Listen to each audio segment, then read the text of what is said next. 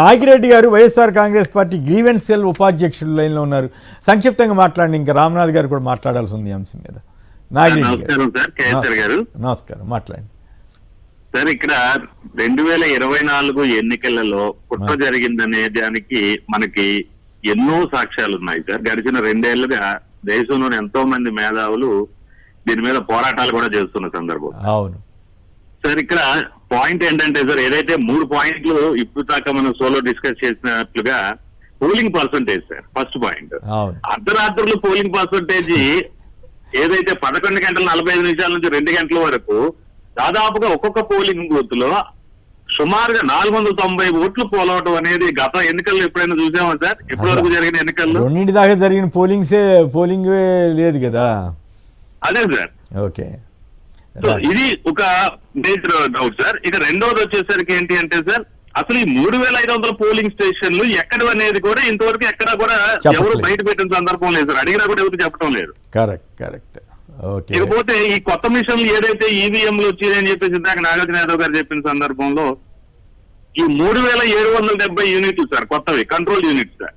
అవును, ఈ 3500 polling stations లో ఏదైతే అర్ధరాత్రి వరకు జరిగింది పోలింగ్, 3770 కొత్త పోలింగ్ మిషన్స్, ఈ రెండింటినీ కూడా మనకి అనుమానాలు ఇంకా ఎక్కువగా బలపరుస్తున్నాయి. ఇవే కాదు, కోర్టుకి వెళ్తే కోర్టులో కూడా సరిగా న్యాయం రాలేదనే ఒక ఫీలింగ్ రావటం, ఆ తర్వాత వాళ్ళు ఏది కాదు వీవీప్యాట్ స్లిప్పుల్ని కాదు మిత్రమా, వీవీప్యాట్ స్లిప్పుల్ని ఈవీఎంని కలిపి లెక్కేయండి చూపించండి అంటే ఒక పోలింగ్ బూత్ సంబంధించి మోడల్ ఈవీఎం తీసుకురావటం, బ్యాటరీ ఛార్జింగ్ తగ్గాల్సింది పోయి పెరగటం, ఇవన్నీ తర్వాత ఇందాక మన ఉండవల్లి గారు చెబుతున్నారు కదా, సీసీటీవీ ఫుటేజ్ లేకుండా పోవటం, వీవీప్యాట్ స్లిప్పుల్ని 10 రోజుల్లోనే దగ్ధం చేయటం, ఇవన్నీ కూడా వాటి మీద క్లారిఫికేషన్ ఇచ్చి ఉంటే జనానికి ఒక అవగాహన కలిగి ఉండేది. రైట్ మిత్రమా, రైట్. రామ్నాథ్ గారు మీరేమంటారు? ఓవరాల్గా ఇప్పుడు లేటెస్ట్గా మీనా గారి వీడియో మొన్నటి ఒక 4-5 రోజులు తిరుగుతుంటే అది కరెక్టో కాదు అని నేను ఆగాను. సో అది చాలా విస్తారంగా తిరుగుతున్న నేపథ్యంలో ఇప్పుడు అది కరెక్టే ఎవరు ఖండించలేదు కాబట్టి నమ్మి నేను ఈ ఇష్యూని టేకప్ చేశాను. మీరేమంటారు? కొమ్మినేని గారు, ఇప్పుడు ఇదివరకు ఒక 10-20 ఏళ్ల క్రితం ఎన్నికకి వెళ్తే ఈసీకి చాలా హుందాతనంగా ఉండేది, చాలా గౌరవంగా ఉండేది, చాలా క్రెడిబిలిటీ ఉండేది. కానీ ఇప్పుడు ఏం జరుగుతుందంటే ఈసీ అన్నది చరిత్రలో ఎప్పుడూ లేనంత స్థాయిలో క్రెడిబిలిటీని కోల్పోయింది. ఎందుకు క్రెడిబిలిటీని కోల్పోతుంది అంటే, ఇప్పుడు ఎవరైనా సరే ఇంకో పలానా డౌట్ ఉంది అన్నప్పుడు దాన్ని నివృత్తి చేయాల్సిన బాధ్యత ఈసీ మీద ఉంటుంది. కానీ అనేక అనుమానాలు రోజు బయటకు వస్తూ ఉన్నా సరే డేటాతో సహా ఇలా జరిగింది, ఇది ఎందుకు జరిగిందో మీరు చెప్పండి అంటే కూడా సమాధానం చెప్పే పరిస్థితుల్లో ఈసీ లేదు. అంటే ఈసీ పూర్తిగా విఫలమైంది, ఏదో చేయకూడని పనులన్నీ చేసింది అన్న అభిప్రాయం ఎవరికైనా కలుగుతుంది. ఇది వరకు ఒక సందర్భంలో సీసీ కెమెరా ఫుటేజ్ ఇవ్వండి అని అడిగితే అది ప్రైవసీ ఇష్యూ కాబట్టి మేము ఇవ్వమంటున్నాం. ఏం బహిరంగంగా టీవీ ఛానల్లో ప్రసారం చేయడానికి కాదు కదా. సరే మేము అలా ఇవ్వము అన్నప్పుడు మీ పార్టీల తరఫున మీకు అనుమానం ఉంటే ఒక 2 రండి మొత్తం చూసుకోండి ఇక్కడే అని చెప్పొచ్చు కదా. ఆ అవకాశం కూడా ఇవ్వడం లేదు. మీనాగానే చెప్తున్నారు 6 గంటల నుండి ఇంకో 100 మంది ఉంటారు, మహా అయితే 200 మంది ఉంటారని చెప్తున్నారు. వీళ్ళ డేటా ప్రకారమే ఇప్పుడు అర్ధరాత్రి 11:45 నుండి 2 గంటల మధ్య నిమిషానికి 3 ఓట్లు వేశారు. ఏకంగా 17 లక్షల ఓట్లకు పైగా పోల్ అయ్యాయంటే ఇది ఎక్కడ ఈసీ దీనికి కూడా సమాధానం చెప్పలేకపోతే ఇంక ఎవరు నమ్ముతారు ఈ దేశంలో? బ్యాటరీ ఛార్జ్ తగ్గాలి కానీ ఎన్ని రోజుల తర్వాత పోయి మళ్ళీ చూసినా సరే అది ఇంకా 90% ఉంది అంటే అది ఏంది? పోలింగ్ అయిపోయిన తర్వాత 60% ఉండేది, మళ్ళీ వెరిఫై చేసే టైంలో 90% వెళ్ళడం ఏంటి?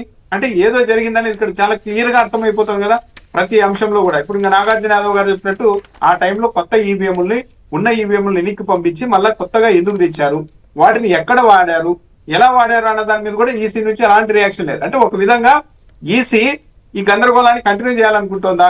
తన క్రెడిబిలిటీ పోయినా పర్లేదు, కొన్ని రాజకీయ పార్టీలు ఇట్లాగే ఏం జరిగిందో తెలియక అయోమయ పరిస్థితుల్లో కొట్టుమిట్టాడాలనుకుంటుందా? దీని వెనక అధికార పార్టీల హస్తం లేకపోతే ఈసీ ఇలా వ్యవహరిస్తుందా? చివరకు న్యాయస్థానాలకు వెళ్ళినా సరే న్యాయస్థానాలు కూడా దీని మీద సరైన దిశానిర్దేశం ఆదేశాలు ఇవ్వకపోవడం అనేది దురదృష్టకరం. పైగా ఈవీప్యాట్లను ఆగమేఘాల మీద యుద్ధ ప్రాతిపదికన వెంటనే కాల్ చేయాల్సిన అవసరం ఏమొచ్చింది ఏపీలో? ఇది కూడా ఒక పెద్ద ప్రశ్నగా మారిపోయింది. ఎందుకంటే యాక్చువల్లీ దీని మొత్తం ఇష్యూలో గమనిస్తే ఎలక్షన్ కమిషన్ అనేది దేశవ్యాప్తంగా కూడా అనుమానాస్పదంగానే వ్యవహరిస్తోంది. తన క్రెడిబిలిటీని కాపాడుకోవాలి ఈసీ. ఫస్ట్ క్రెడిబిలిటీ ఉంటే ఈ ఎన్నికలకు ఒక అర్థం ఉంటుంది. ఈసీని క్రెడిబిలిటీ కోల్పోయిన తర్వాత ఇక ఎంత ఎన్నికలు జరిగినా ఎవరికి కూడా దాని మీద నమ్మకం ఉండదు. కాబట్టి ప్రజాస్వామ్యంలో నమ్మకం నిలబెట్టుకోవాలి. ఫస్ట్ ఈ అనుమానాలన్నింటికి ఈసీ ముందుకు వచ్చి సమాధానం ఇవ్వాలి. అంటే స్పష్టంగా కనపడుతుంది కదండి. మీనా గారు చెప్పిన అంశాల ప్రకారమే మహా అయితే 5 లక్షల ఓట్లు అదనంగా పోలేని అంటే సాయంత్రం అయిన తర్వాత అర్థం చేసుకోవచ్చు. కానీ ఏకంగా 50 లక్షల ఓట్లు ఎట్లా పోలయ్యాయి? కొమ్మినేని గారు, సాధారణంగా ఇప్పుడు 11:45 నుండి 2 గంటల మధ్య పోలింగ్ జరగడం అనేది అసాధ్యం. ఎందుకంటే ఆ టైం అయిపోతానే ఇంకా ఎవరిని కొత్తగా రానివారు క్యూ లైన్లకి. ఆల్రెడీ క్యూ లైన్లలో ఉన్న వాళ్ళని మాత్రమే ఓటు వేయిస్తారు. అంటే ఆ లెక్కన మీనా గారు చెప్పినట్టు 100 మంది 200 మంది ఉంటే మహా అయితే 8 గంటల పోలింగ్ అయిపోవాలి. కానీ 11:45 నుండి 2 గంటల మధ్య, అది కూడా ఏంది అసాధారణ స్థాయిలో నిమిషానికి 3 ఓట్లు పోలయ్యాయంటే రిగ్ చేశారన్నది ఇక్కడ అర్థమవుతుంది కదా ఎవరికైనా క్లియర్ గా. కాబట్టి వీటన్నిటికీ సమాధానం చెప్పాలి. ఇది ఎక్కడా కూడా నమ్మశక్యంగా లేదు. అర్ధరాత్రి పూట ఓటింగ్ పెరిగింది, ఏకంగా 17-18 లక్షల మంది ఓట్లు వేశారు అంటే ఎవరు నమ్మరు. ఎందుకంటే సింపుల్, ఆ టైం అయిపోయిన తర్వాత క్యూ లైన్ లేకి ఎవరిని రానివ్వరు. మరి అలాంటప్పుడు ఇన్ని లక్షల మంది ఎక్కడి నుండి వచ్చారు అన్నదానికి సమాధానం చెప్పాలి. రైట్. సోషల్ మీడియాలో కొన్ని ఆసక్తికరమైన ఘట్టాలు తిరుగుతూ ఉన్నాయి, సన్నివేశాలు. కోడూరులో మహిళ మీద దాడి చేసిన కేసులో నిందితుడు తాతంశెట్టి నాగేంద్ర అన్నాయనతో కలిసి పోలీసులు విందులు చేసుకుంటున్నారంటే ఫోటోలు సహా వచ్చింది. ప్రజా ఉద్యమంగా నీటి భద్రత అంటే జలవనరుల సంరక్షణకు 100 రోజుల ప్రత్యేక కార్యాచరణ అని చంద్రబాబు గారు కొత్త కార్యక్రమం చేపడుతున్నారు. బాబు ఎజెండానే జర్నలిస్టుల యూనియన్ల లక్ష్యమా అంటూ ఆంధ్రప్రదేశ్ ఎలక్ట్రానిక్ మీడియా రాష్ట్ర మాజీ అధ్యక్షుడు శ్రీనివాస్ వెన్ను వ్యాఖ్యానించారు. అలాగే కార్యవర్గ సభ్యుడు అశోక్ చాలా తీవ్రంగా మండిపడ్డారు. కొన్ని జర్నలిస్ట్ సంఘాల యూనియన్ నాయకులు రాజధాని అంశానికి సంబంధించి రాజకీయ విమర్శలు చేయటం, చంద్రబాబు గారికి భజన చేయటం కోసమే ఆ యూనియన్ ఉన్నట్టుగా పనిచేయటం, ఇవన్నీ కూడా విమర్శలకు దారితీస్తోంది. రాష్ట్ర ఆర్థిక పరిస్థితి ఆందోళనకరంగా ఉందని పయ్యావులు కేశవ్ గారు చెబుతున్నారు. అయినప్పుడు కూడా లక్షల కోట్ల అప్పు తీసుకొస్తామంటున్నారు. టీటీడీ చైర్మన్గా బీఆర్ నాయుడు అనర్హుడు, ఆయన తక్షణమే ఆ పదవిని తొలగించాలంటూ మొన్న ఈ గుళ్ళలో ప్రార్థనలు చేశారు వైసీపీ నాయకులు. రైట్. ఇంకా అనేక వార్తలు ఉన్నాయి. కానీ ఈ ఆరోగ్యశ్రీకి దినదిన గండం ఏర్పడింది. ఆశ నిరాశల మధ్య పేద రోగులు ఆందోళన చెందుతున్నారంటూ కథనాన్ని ఇచ్చారు. ఇవి ప్రధానంగా వచ్చిన వార్తలు. నాగార్జున గారు, టైం అయిపోయింది, సంక్షిప్తంగా మాట్లాడండి. మీరేదో మాట్లాడి తెలిసినట్టు. సార్ ఏం లేదు సార్, ఒక చిన్న ఇష్యూ సార్. 2024 మే 13వ తేదీ ఎలక్షన్ పోలింగ్ రోజు 5 గంటలకి 68.04% పోల్ అయింది సార్. ఆ తర్వాత 3 గంటల తర్వాత అంటే 5 నుంచి 6, 7, 8 అంటే సాయంత్రం 8 గంటలకి పోలైన ఓట్లు 68.12%. ఈ రెండింటి అంటే 0.08% మాత్రమే ఇంక్రీజ్ అయ్యింది 3 గంటల్లో.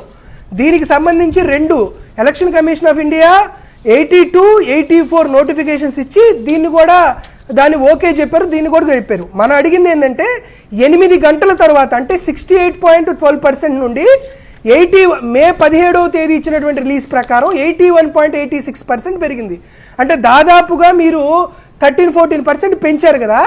దీన్ని మీరు ప్రిసైడింగ్ ఆఫీసరు, మేము అడుగుతుంది కాదు, మేము సీసీ కెమెరా ఫుటేజ్ అడగట్లేదు సార్, అదేదో రాంగ్ ఇంటర్ప్రిటేషన్ అవుతుంది కాబట్టి చెప్తున్నా. సీసీ కెమెరా ఫుటేజ్ అడగట్లా. Election commission of India hand బుక్లో సెక్షన్ 7 ప్రకారం ఎవరైతే 5 గంటల తరువాత క్యూ లైన్లో ఉన్నారో వారి కంప్లైంట్స్ ప్రూఫ్ ప్రకారం వారే వీడియో ఫుటేజ్ తీయాలి.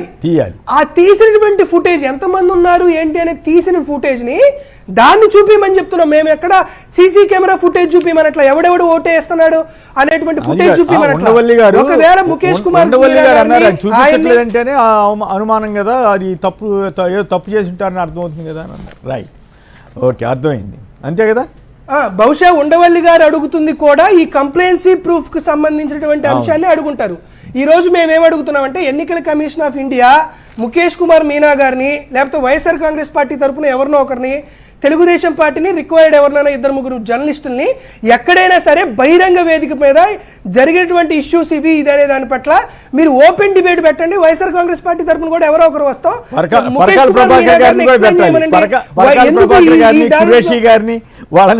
పరకాల ప్రభాకర్ కూడా రమ్మనండి సార్. అదే వాళ్ళే గట్టి యాక్చువల్ గా వాళ్ళే చాలా గట్టి ఫైట్ చేస్తున్నారు పరకాల ప్రభాకర్ గారు, వీళ్ళంతా కూడా.